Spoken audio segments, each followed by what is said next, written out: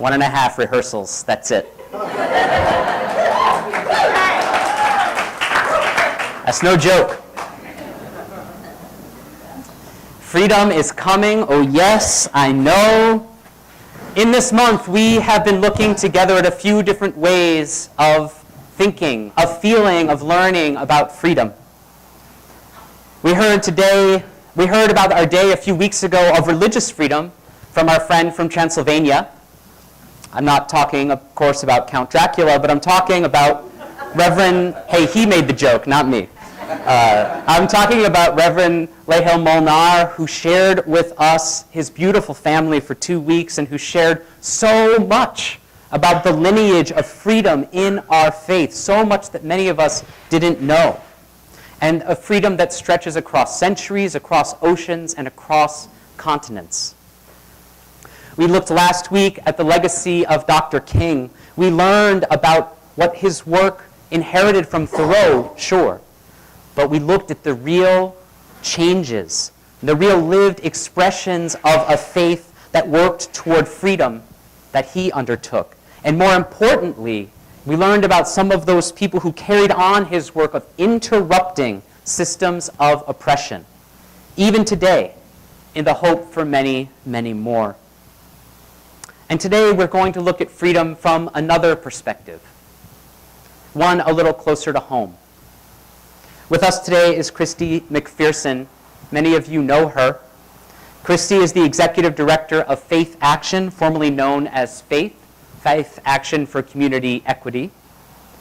And today we're going to be sharing this time up here in front of you to show you and share different expressions or different perspectives on a few ideas that help pave the way to greater and greater freedom for people. One note, next month we'll be starting to deepen our worship together a little more with monthly spiritual themes. Some of you have heard about this. Next month will be Spirit, but next month is also Black History Month, which we will be celebrating all month long. And because it is the shortest month of the year that people have assigned for Black History Month, we're starting Black History Month today. And we're going to have 5 Sundays of Black History Month. Yeah. So stay tuned.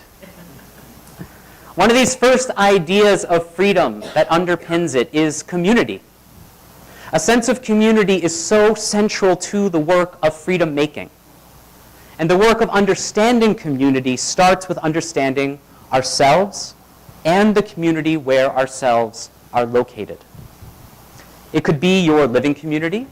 You might also have a wider city community you're part of. It could be right here in your faith community or a faith community you're visiting us from. We're all connected to many, many different communities, but identifying ourselves as part of a community is what will increase, what will help us work toward greater freedom in our world because of the compassion, of the understanding, of the care we have for those around us in our shared communities. I know I've searched for spiritual communities in my day. I've actually kind of dove into it as a life practice. I considered at a really, really young age and under the not-so-subtle urging of my parents, the universality and the great size of the Roman Catholic Church. That was one of my first spiritual communities. Later, after I had grown a little bit, I've lived a little more of a thoughtful life. I found this kind of wild group of Lutherans in the center of Manhattan that I was part of for many years. I later served a church that was both Baptist and Congregationalist. It considered itself interdenominational. And it dedicated and focused more than many other churches on freedom in ways that I could not fully grasp. But one is that this was the church that once opened their pulpit to Dr. King, and it was from that pulpit that he denounced the Vietnam War alongside the horrors of the military-industrial complex. I'm just saying I've seen some faith communities of different kinds. But it was Dr. King who made famous another community. and it's not one any of us has seen yet. He imagined a community where freedom pervades, where need and want are no more, where justice rings from the rafters. Dr. King called it often the beloved community. He saw it as humanity's goal, to build the beloved community here on earth so that unnecessary, unjust, unholy suffering in the lives of all humans will cease. He did not invent the phrase. It was invented in the early part of the 20th century, really as a way of thinking about what many Christians called the kingdom of heaven on earth, or the kingdom of God. He translated it into a way that was more universally understood, more practically applicable into the beloved community. And for me, it was in the embrace of Unitarian Universalism at All Souls, not too far from those wily Lutherans on the Upper East Side in New York, which encouraged each individual to find a way of their own, as free from domination, from authority, from dogma as possible, where I found the best start to really begin to search for a community.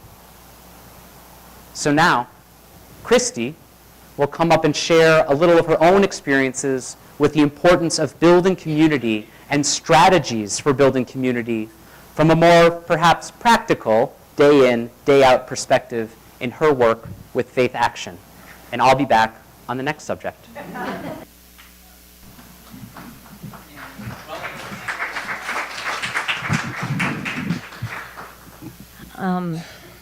When I think of building a beloved community, I think of relationships.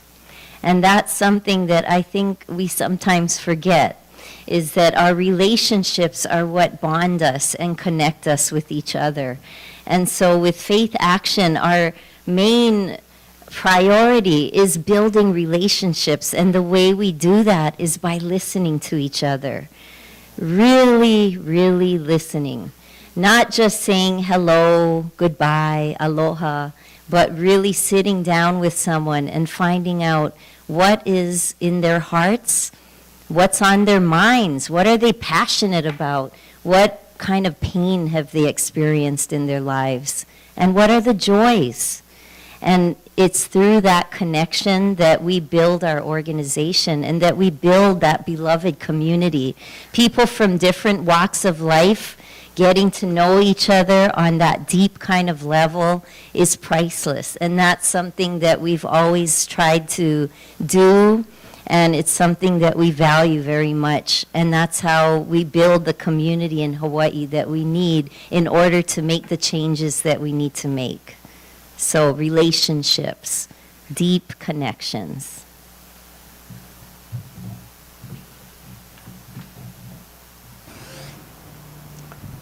So when we've built that community, there comes this question. How is change actually going to happen? So we're here, we're in a community, what are we going to do about it? If freedom is our goal, there's something else we need to put together. Power. Now, power gets a bad rap sometimes, but really what should get a bad rap is misuse of power. Unjust use of power. Power comes in all types. Power, as many of you will enjoy what I'm about to say, from physics, is just the rate at which work is done. That is basically the definition of power, or the rate at which energy is transferred. But however you think about it, that is what we know about work. But a lot of us know a lot more about work. Keeping our spiritual community going here takes a lot of it. The total hours generously, selflessly given by this community and its members, and those who generously support financially this community, represents in itself a vast amount of work. The work of our physical bodies here on this site, or our work earning money at jobs, or our work on teams and committees, all of that work is really a way of talking about power. and really about building power. When a muscle gets more powerful, it accomplishes more faster. So it's okay to be powerful. It's okay to want to be more powerful. We wouldn't have gyms if that wasn't the case. Maybe that would be a good thing. When individuals in a community become empowered with education, with spiritual upliftment, with passion, with what is good in life, and when a community is made up of individuals that come together, that is just about the best chance I can see of humanity finding this life-saving, redemptive work that needs to be done and get it done faster. And power, my friends, is nothing new to Unitarian Universalists. What I'm about to say is probably going to shock you, so hang on. In the entire Unitarian Universalist Association member communities, so in all Unitarian Universalist fellowships, churches, societies, whatever it is that we call it, the entire membership of those groups nationwide is about 142,000 people total. That's it. And the surprise some of you might be feeling is because it seems like it should be more, right? Not just because we want everyone to be a Unitarian Universalist, but because that is, in a sense, what you're feeling is power. It is an outsized way of being in the world in perspective of the numbers that we have. As a community, we've accumulated this kind of outsized reputation. Maybe it's because of the number of presidents in the early founding of the United States that were Unitarian. Maybe it's all the transcendentalists. Whatever it is, we have gathered this kind of outsized impression based on our numbers in the world.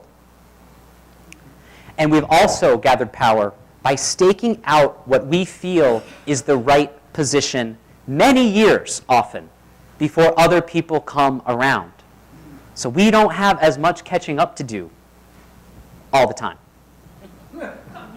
We've done this by being in just about any march, any protest, taking the side of someone who is being oppressed or misused. We are seen, we're up front, and that is a kind of visual power. And we've done this by working to be open, to be accepting, to as wide a range of beliefs and worldviews, as wide a range of our beloved community, as wide a range of living, of loving, of being as we can be. This is a spiritual power. But however you look at it, it's power. It's the potential to get work done together faster. And it's one of the great blessings of the work we do together. So now Christy's going to share a little about her experience in building power.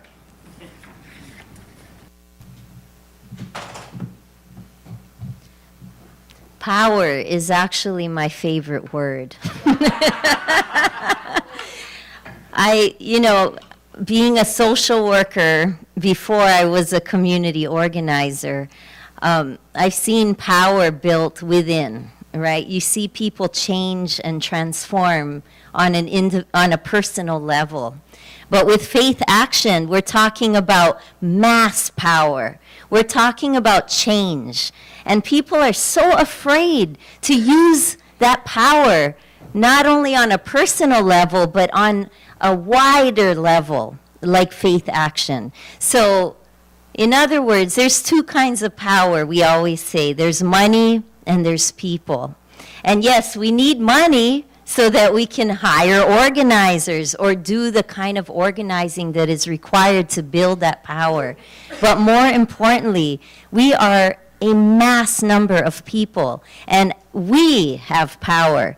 We have to fight the power that is prohibiting our people from actually making changes. And as we can see, we're entering into a legislative session. We can see how power is affecting even our legislators, and how those who receive money from big business, they tend to not do certain things that are the right thing to do because of the power that people hold over them. And so our job is to hold them accountable and say, you were elected by the people. You need to do what is right for your people.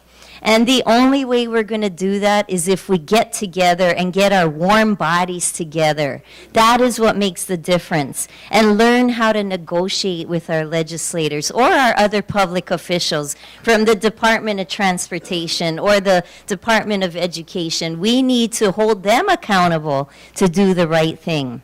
And that's something that only we can do if we build our big mass and use that to make changes. And that's what power means, at least for me. I don't know about for everyone.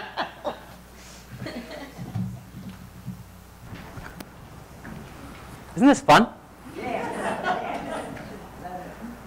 So we come now a little bit more to the point of the work that we've been doing.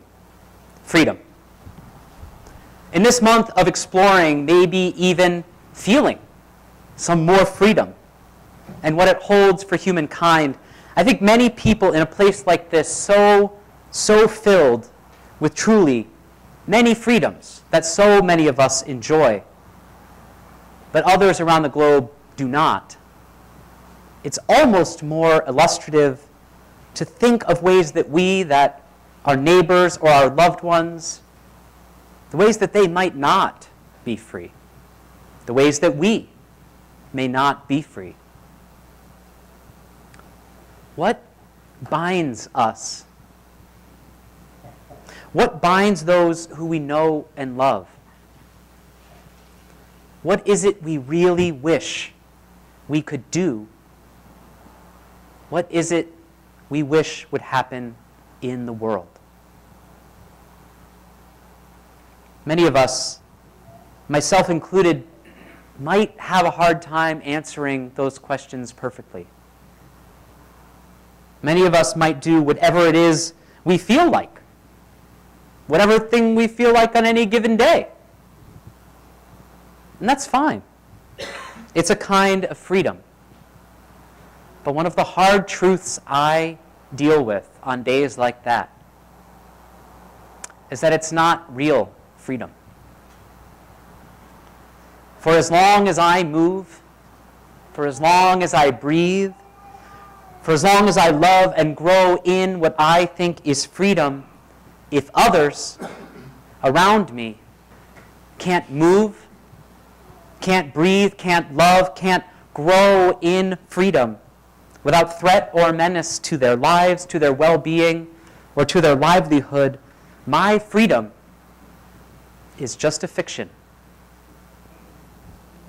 Or worse, the very forces that provide my freedom may be the doom of the freedom of other members of my human family. This is the thesis Dr. King put forth from a pulpit where I once stood at the Riverside Church in the heart of Harlem, when he preached against the military-industrial complex, and when many believe he set in motion the plot that would eventually lead to his death. Freedom isn't free, friends. It takes work, and our ancestors who bucked just about every spiritual rule or dogma that they ran up against so that we could worship in freedom, so that we could move in freedom, so that we could live in freedom here together today, those ancestors, they'd agree.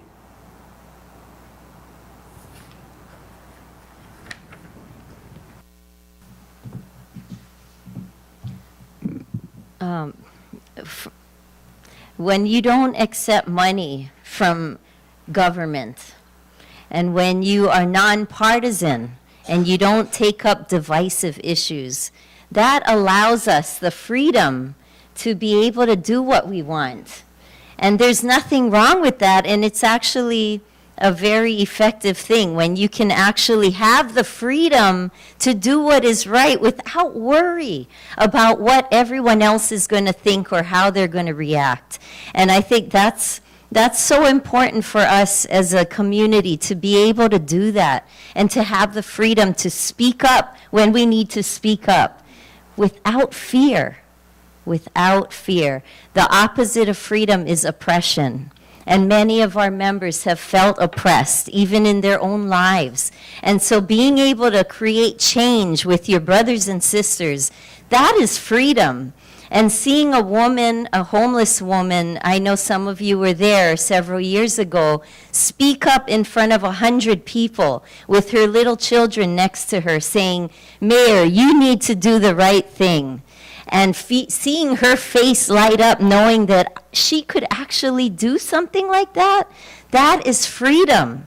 And so freeing ourselves from the things that oppress us and that keep us from being who we are and doing what we need to do, that is really what we fight for every day. And let's be free. Let us be free to do what is right. We have a lot of opportunities for that coming up. And so let us use our freedom to do what is necessary. There's a lot to do. So, thank you for letting me share.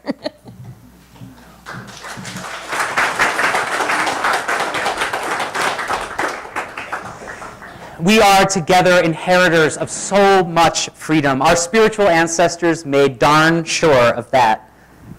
But the freedom simply does not come without some kind of power.